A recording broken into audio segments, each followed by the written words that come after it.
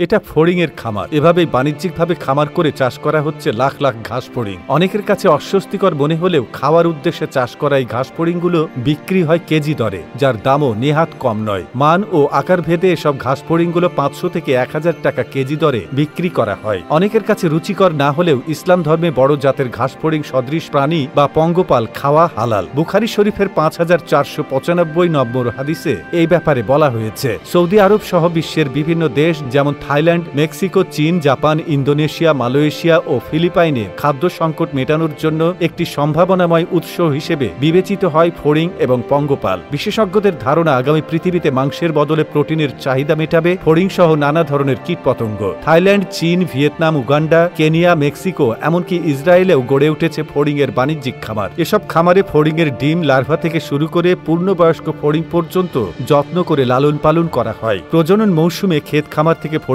ধরে খামারে নিয়ে আসা হয়। ফড়িংদের প্রধান খাদ্য হলো তাজা সবজি যেমন পালং শাক, গাজর, শশা, বাঁধাকপি, রসালো ঘাস ইত্যাদি। এছাড়া আপেলের খোসা কিংবা অন্যান্য ফলের টুকরোও এদের প্রিয়। তবে খেয়াল রাখতে হবে যেন খাবার পচে না যায়। পচা খাবার ফড়িং মোটেও পছন্দ করে না। খামারে সরাসরি পানি দেওয়ার পরিবর্তে পানিযুক্ত শাকসবজি সরবরাহ করাই ভালো। ফড়িংদের দিনে 1 থেকে 2 বার খাদ্য দেওয়া উচিত। এদের খাবারের অভাব হলে এরা অস্বাভাবিক আচরণ শুরু করে। সাধারণত মাত্র 40 থেকে 90 দিনের মধ্যে ডিম থেকে ঘাস ফড়িং পূর্ণাঙ্গ আকার ধারণ করে। একটি পূর্ণাঙ্গ ঘাস ফড়িং এর দেহে প্রায় 70% প্রোটিন থাকে, যা মাংসের বিকল্প হিসেবে খাওয়া সম্ভব। খামারিরা পূর্ণাঙ্গ ফড়িং স্থানীয় বাজার এবং বিশ্বের বিভিন্ন দেশে শুকনো অথবা হিমায়িত করে রপ্তানি করে। বাংলাদেশের ফুটপাতে যেমন সিঙ্গাড়া, সমোচা ইত্যাদি পাওয়া যায়, ঠিক তেমনি পূর্ব এশীয় বেশ কিছু দেশের ফুটপাতে মুখরোচক খাবার হিসেবে ফড়িং এবং পঙ্গপাল ভেজে বা রোস্ট করে হালকা নাস্তা হিসেবে বিক্রি করা হয়। দক্ষিণ এশিয়ার কিছু অঞ্চলে মশলা ও টমেটো ব্যবহার করে সুস্বাদু ফড়িং এর তরকারিও রান্না করা হয়। ফড়িং শুকিয়ে ভেজে পটেটো চিপসের মতো স্ন্যাক্স হিসেবেও খাওয়া যায়। ফড়িং ও পঙ্গপাল দিয়ে কাবাবও তৈরি করা যায়। ফড়িং,